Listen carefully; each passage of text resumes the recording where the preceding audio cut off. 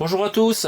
Alors on se retrouve aujourd'hui pour une présentation d'achat Blu-ray et Steelbook 4K concernant le réalisateur britannique Michael Anderson, donc réalisateur de films et de téléfilms aussi, il en a fait pas mal, à ne surtout pas confondre avec l'acteur Michael J. Anderson qui a beaucoup travaillé avec David Lynch.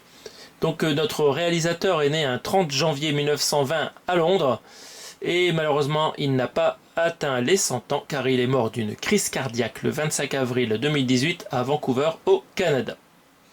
Donc c'est le père de l'acteur Michael Anderson Jr. qu'on a pu voir dans quelques petits films et aussi le beau-père de l'actrice Laurie Holden. Je vais parler un petit peu de son enfance à ce réalisateur. Donc dans sa famille il y avait déjà beaucoup de théâtre, ses parents étaient donc acteurs de théâtre et sa grand-tante était aussi très connue, elle s'appelait Mary Anderson.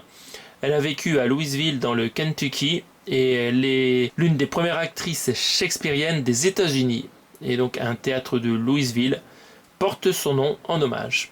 Donc voilà, sacrée famille donc d'artistes et du coup notre petit Michael Anderson débute dans le cinéma en rejoignant les studios britanniques Elstree en tant que coursier de production en 1936. Donc dans sa carrière autour du cinéma, il apparaît d'abord comme acteur dans deux films. Le premier c'est The Housemaster de Herbert Brennan, sorti en 1938 et où il interprète Holly Boyd. Et son second petit rôle en tant qu'acteur, c'est Ceux qui servent en mer, réalisé par Noel Coward et le célèbre David Lean, donc sorti en 1942, dans lequel il interprète le Marine Albert Fosdick. Il est assistant réalisateur sur les films Spy for a Day de 1940 réalisé par Mario Zampi. Il enchaîne avec Radio Libre en 1940, Quiet Wedding en 1941 et Cottage à louer en 1941 aussi réalisé par le même réalisateur Anthony Asquith. Il est aussi assistant réalisateur sur Ginny en 1941 et Unpublished Story en 1942 réalisé par Harold French. Donc ça travaille pas mal autour du cinéma. Malheureusement, il doit servir pour la Seconde Guerre mondiale. Donc il officie pour l'armée britannique dans les unités Signals. Donc il rencontre Peter Ustinov qu'il assistera donc sur deux films, le School for Secrets 1946 et vice versa en 1947. Alors il s'arrête pas là, il travaille aussi encore une fois en tant qu'assistant réalisateur sur trois autres films. Donc il y a le Fame is the Spur réalisé par Roy Bulting en 1947, Une nuit avec toi réalisé par Terence Young en 1947 aussi, et Monsieur Perrin et Monsieur Trail réalisé par Lawrence Huntington en 1948. Il va vraiment commencer son métier de réalisateur, encore une fois avec Ustinov, donc en co-réalisant un film ensemble qui s'appelle Private Angelo et qui est une comédie durant la Deuxième Guerre mondiale en Italie.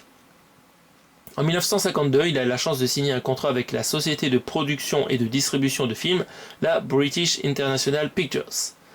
Mais il commence à attirer l'attention grâce au film de guerre Les Briseurs de barrage en 1954, un film remarquable par son jeu d'acteur ainsi que par l'emploi judicieux des effets spéciaux réalisés par Gilbert Taylor. Gilbert Taylor qui a été aussi directeur de la photographie ensuite sur Star Wars épisode 4 pour George Lucas qui s'est fortement inspiré du film de Anderson pour mettre en scène l'attaque de l'étoile de la mort et aussi mettre en musique la scène finale du trône. Je vais vous présenter mon premier achat. Il s'agit du film L'âge de cristal, trouvé sur Amazon Allemagne pour 6,25 €, frais de port compris. Donc bien sûr vous avez une jaquette en allemand, on regardera ça après. Donc c'est un film américain, celui-ci c'est plus un film britannique, parce qu'il a beaucoup travaillé en Grande-Bretagne, notre petit Anderson. Donc qu'est-ce que c'est que ce film? Donc c'est un film de science-fiction, adapté par le scénariste David Zella Goodman à partir du roman de William Nolan et George Clayton Johnson, roman qui était sorti en 1967. Donc c'est la MGM qui produit ce film pour 8 millions de dollars après de nombreuses années de réécriture totale du scénario Les décors ont coûté très cher à produire, donc voilà, c'est vraiment un film qui était voulu par le studio et ça aboutit grâce à un bon scénariste et ce bon réalisateur qui est Michael Anderson. Ce film, ça parle de quoi? En fait, ça explore des thèmes utopiques avec l'idée que les personnages préfèrent mourir volontairement plutôt que d'atteindre un âge avancé, parce qu'en fait, dans le roman, à 22 ans, les gens doivent mourir. Et c'est aussi dystopique parce qu'en fait, nous avons la présence d'une autorité dirigeante maléfique et celle-ci confisque les enfants à leurs parents. Dans ce film, on retrouve quelques acteurs connus comme Michael York, qu'on a pu voir dans Les Trois Mousquetaires de Richard Lester, ou même dans la franchise Austin Powers. On retrouve la jolie Jenny Agutter, que vous avez pu voir dans Écus de Sidney Lumet, qui finit à poil, et aussi dans Le Loup-garou de Londres de John Landis, ainsi que Chucky, la poupée de sang de John Lafia. On a Peter Ustinov qui interprète un petit rôle dans le film, c'est l'ami rencontré pendant la guerre. On a une grande actrice, celle de la série Drôle de Dame, il s'agit de Farrah Fawcett. Et enfin, Michael Anderson a embauché son fils Michael Anderson Jr. pour jouer dans ce film. Film qui a été principalement tourné au Texas. La scène où le couple d'acteurs plonge dans l'eau pour regagner la ville à la nage se passe à Fort Worth Water Gardens. Le carrousel a été compliqué à mettre en scène pendant le tournage car il nécessitait des fils cachés pour représenter la lévitation des personnages. Pour la scène dans laquelle Logan est interrogé par l'ordinateur central à Deep Sleep, de véritables hologrammes ont été utilisés pour vraiment impressionner le public. Ils ont aussi utilisé des objectifs à grand angle pendant le tournage pour donner une vision élargie de certaines scènes afin de rendre compte de l'immensité des endroits traversés. Ce fut aussi le premier film à utiliser le Dolby Stereo sur des copies 70 mm. On peut noter que 9 plateaux de tournage ont été utilisés à la MGM à Culver City en Californie pour accueillir une ville miniature parmi les plus grandes jamais construites. Heureusement, les producteurs ont économisé 3 millions de dollars en trouvant des lieux facilement accessibles dans de nombreux bâtiments de Dallas. Alors, l'appareil Mart au Dallas Market Center, The Great Hall, Lowe's Restaurant and Nightclub ou Love Shop. Donc le Pegasus Place, c'est le siège social de Sandman, ou l'hôtel Hyatt Regency, c'était à Houston. On peut noter que l'usine de traitement des eaux usées d'El Segundo en Californie a été utilisée pour les séquences d'évasion souterraine. Voilà, donc le tournage a été long, vu qu'ils ont tourné dans pas mal d'endroits. On va parler maintenant de la post-production, qui a duré 6 mois. Musique compris, donc musique composée par Jerry Goldsmith. Enfin, pendant ces 6 mois de post-prod, ils ont fait une projection test qui les a amenés à modifier des séquences. D'une part, il y a eu un problème de censure. Par exemple, la sculpture sur glace des deux acteurs donc avait une nudité excessive, donc ils ont dû couper dedans.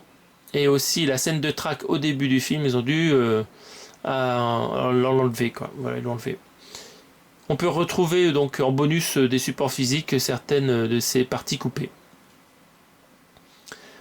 Concernant donc la diffusion du film, c'est sorti le 23 juin 1976 aux États-Unis et quelques mois après, le 22 décembre 1976, en France. Et comme ça a eu un beau petit succès, ils ont produit une série TV ainsi que des comic books.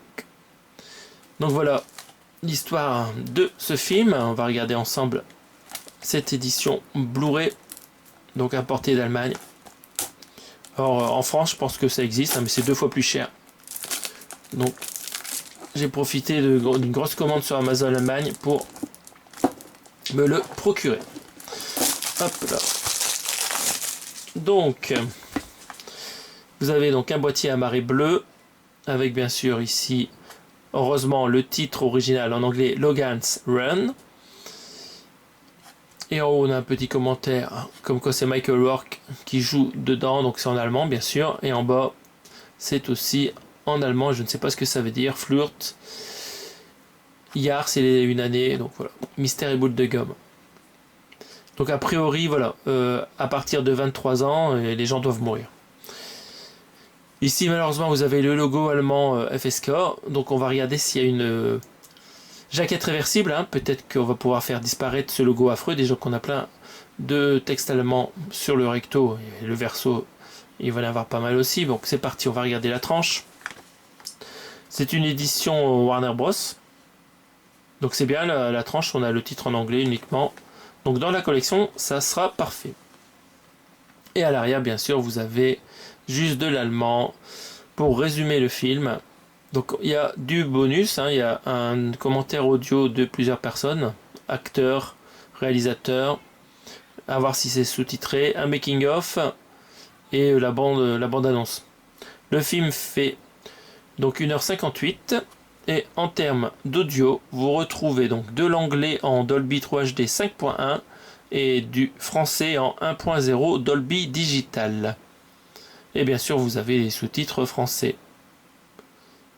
Et Spellfilm und a priori les bonus aussi sont sous-titrés. Donc on a quelques photos des acteurs et actrices. Donc c'est un film que je n'ai jamais vu. Et à l'intérieur, malheureusement, pas de jaquette réversible chez Warner.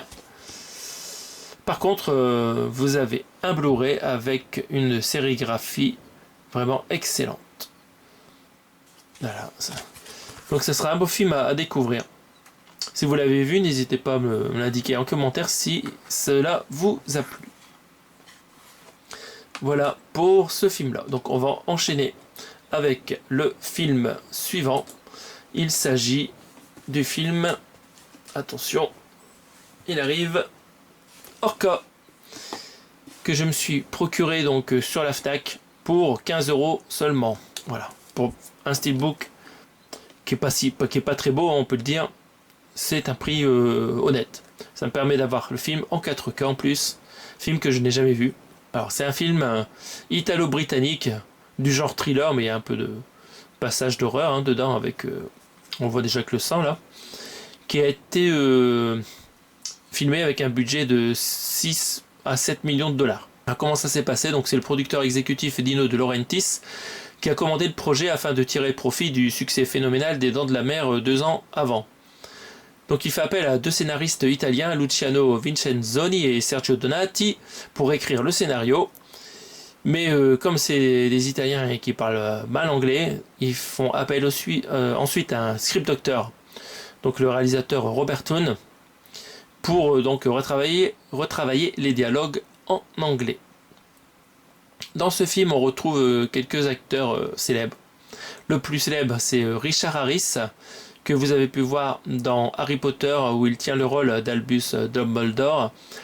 On le voit aussi dans Gladiator de Ridley Scott ou Impitoyable de Clint Eastwood. En casting féminin, on retrouve la jolie Charlotte Rampling, que vous avez pu voir dans Dune de Denis Villeneuve ou Zardoz de John Borman, ainsi que Swimming Pool de François Ozon, qui aime beaucoup cette actrice. Enfin, on a la très belle Bo Derek dans un de ses premiers rôles, que vous avez pu voir dans Elle de Blake Edwards ou Tarzan l'homme singe de son mari John Derek. Et enfin, on retrouve aussi Will Sampson, que vous avez pu voir dans Vol au-dessus d'un nid de coucou de Milos Forman ou Poltergeist 2 de Brian Gibson. Alors concernant ce film, le tournage a eu lieu du 14 juin 1976 et il a duré 4 mois dans différents endroits. Alors premièrement, donc, le tournage a eu lieu dans la ville de Petty Harbour à l'est du Canada, donc, au bord de la mer. Hein. Et le décor destiné à représenter une région polaire isolée du Labrador a été fabriqué à Malte par le décorateur Mario Garbuglia. Alors selon Luciano Vincenzoni, donc le scénariste, l'acteur Richard Harris buvait beaucoup sur le plateau suite à la découverte d'un magazine People où sa femme était en photo sur une plage en train de convoler avec un beau jeune homme. Donc cela lui a coûté au scénariste un œil au beurre noir quand il s'est battu avec l'acteur en état d'ivresse qui voulait arrêter le tournage pour s'envoler vers Malibu afin de tuer l'amant de sa femme. Alors limite suicidaire, l'acteur alors âgé de 46 ans a insisté pour réaliser lui-même ses cascades dans les séquences polaires et il a failli mourir à plusieurs reprises. Il n'y avait vraiment plus rien à perdre.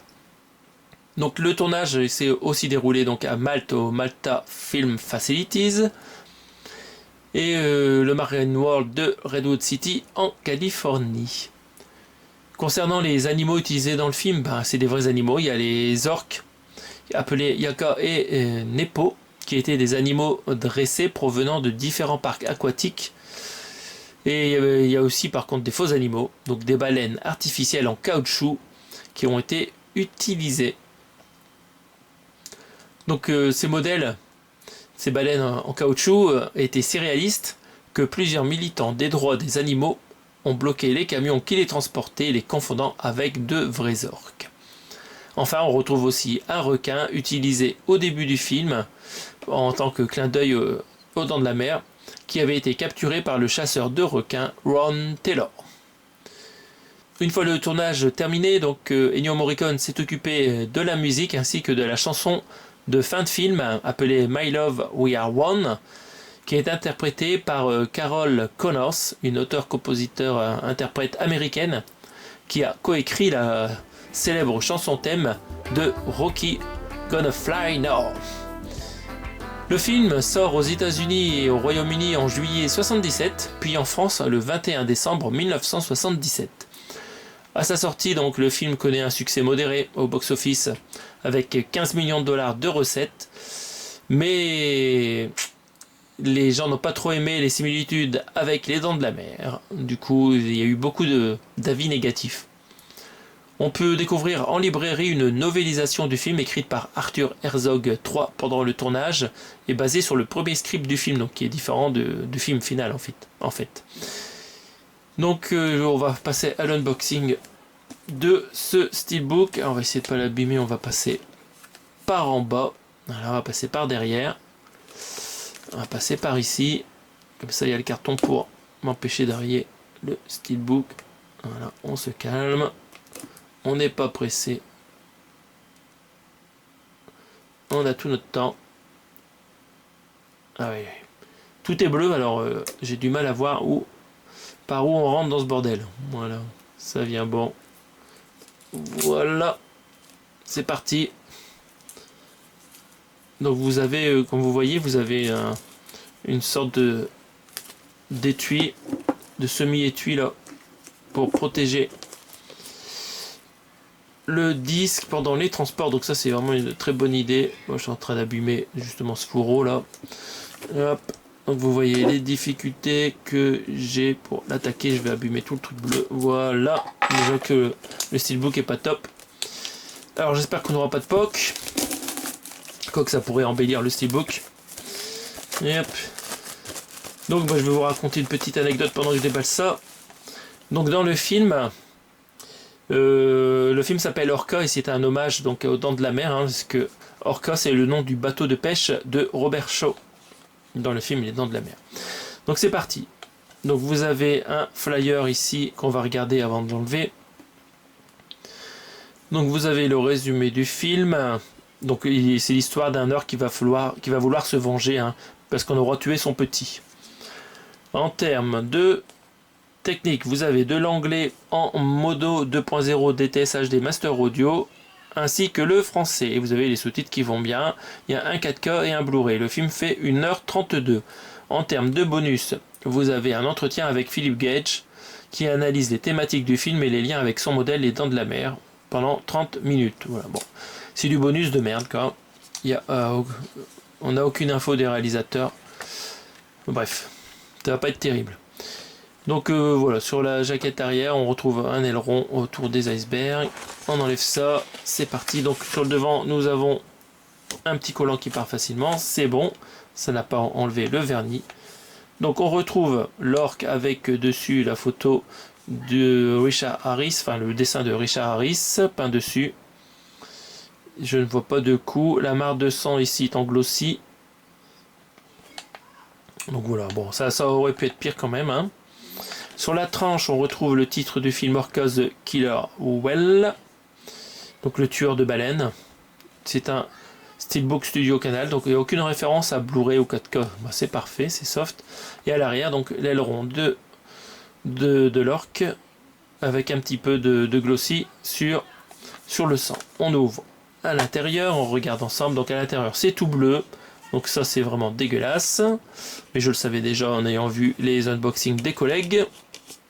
Par contre on a deux sérigraphies hein, pour les galettes 4K et Blu-ray. Donc à gauche vous avez l'actrice Charlotte Rampling, encore très jeune et très belle, et à droite Richard Harris sur sa banquise. Donc voilà, je vais vous présenter donc le dernier film acheté dans cette collection. Il s'agit du film Dominique en Blu-ray, donc édition spéciale Remini édition, là, leur jolie collection Angoisse, que je me suis trouvé sur Blue Cat, et ça m'est revenu à 8,45 €, transport compris.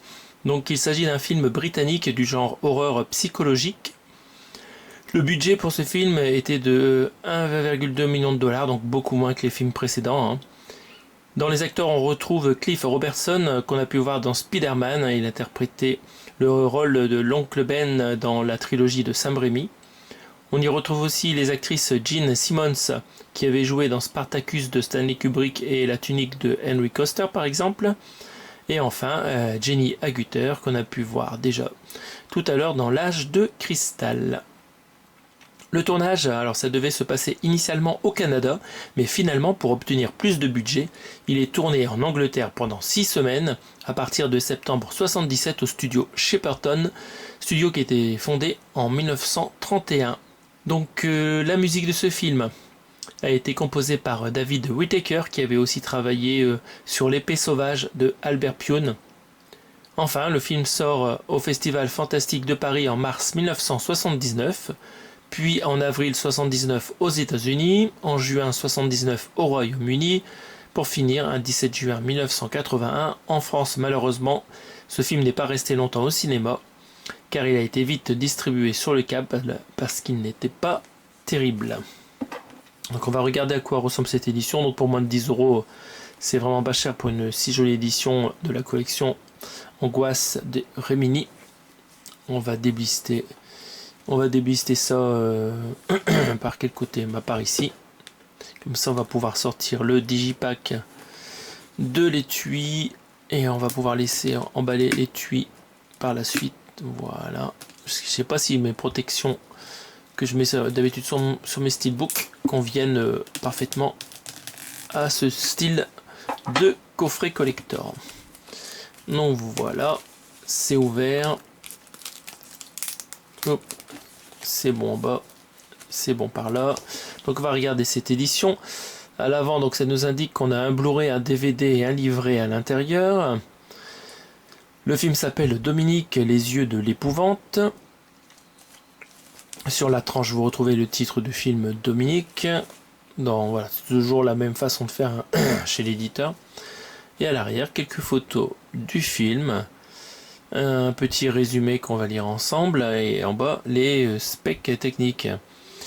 Donc sur le Blu-ray vous avez un son DTS HD français anglais dual mono et des sous-titres français. Le film fait 1h35. Nous avons dans ce collector un livret Milton Subotsky, un producteur dans la tourmente de 24 pages écrit par Mark Tulek bien sûr. On va lire le résumé du film. À peine remise d'une grave chute, Dominique Ballard, femme d'un riche homme d'affaires, commence à être victime d'étranges et angoissantes visions. Un cadavre pendu dans la serre, des objets qui disparaissent. Est-elle le témoin d'événements surnaturels ou simplement en train de perdre la tête? Voilà, on voit ici notre jolie actrice. On va regarder à l'intérieur. Hop. Hop là, Dominique, Nick, s'en aller par les chemins. Donc, de l'autre côté, vous avez une affiche originale du film qui était interdit aux moins de 13 ans en France à l'époque. Donc, on voit ici qu'il y a des lames coupes, peut-être comme dans un galio. Ici, on retrouve Agutter. Voilà. Et nous avons ce digipack 3 volets avec les deux galettes qui ont des sérigraphies différentes. Le fond est quand même joli tout rouge. Donc ici vous avez les deux acteurs, voire peut-être une femme à gauche, hein. On sait pas trop. En fait c'est une femme à gauche avec les cheveux courts. Et encore une femme à droite. À gauche je ne sais pas. Elle a un caractère androgyne, j'ai du mal à vous dire. Il ou elle a un caractère androgyne. C'est dur à dire. Voilà. Et nous avons ici le livret de Marc Toulek. Dominique, les yeux de l'épouvante. Donc ils reprennent l'illustration du recto de l'étui. Et dedans, vous avez le texte sur Milton Subotsky, donc un producteur dans la tourmente dont je n'ai jamais entendu parler. Donc il était sur le plateau de The Monster Club. D'accord. Ça va me permettre d'en apprendre plus sur ces personnages. Hop, quelques photos et pas mal de texte. Bye bye Stephen King. Ah oui, ça, ce film-là, Le Cobaye, je l'ai vu quand j'étais très jeune, j'ai oublié si c'était bien. Ça, ce film-là, Maximum Overdrive, c'est excellent. Donc il était coproducteur de ces films, hein, de Vengeance Diabolique et Maximum Overdrive. Et enfin, Tongor et le magicien. Sympathique cette couverture. Excellent. Donc joli livret, ça va être intéressant. Il cite même les sources de ses interventions. C'est vraiment pas mal. Donc voilà. On a fait le tour de toutes les éditions que je me suis procuré autour de ce réalisateur que je ne connaissais pas avant, Michael Anderson. J'espère que cette petite présentation vous a plu. Alors ça va être galère de vous présenter les achats. Alors, on va se débrouiller. On va faire comme ça. Dominique, je vais te mettre... voilà. Je vais te serrer entre Logan et un orc. Dominique, voilà. Je t'ai bien serré. Mais t'es pas centré, Dominique. Voilà. On te centre, Dominique. Voilà. Tu es centré. Tu es acculé des deux côtés, Dominique. C'est sur cette jolie image de fin que je vous laisse. À bientôt pour d'autres présentations. Salut à tous.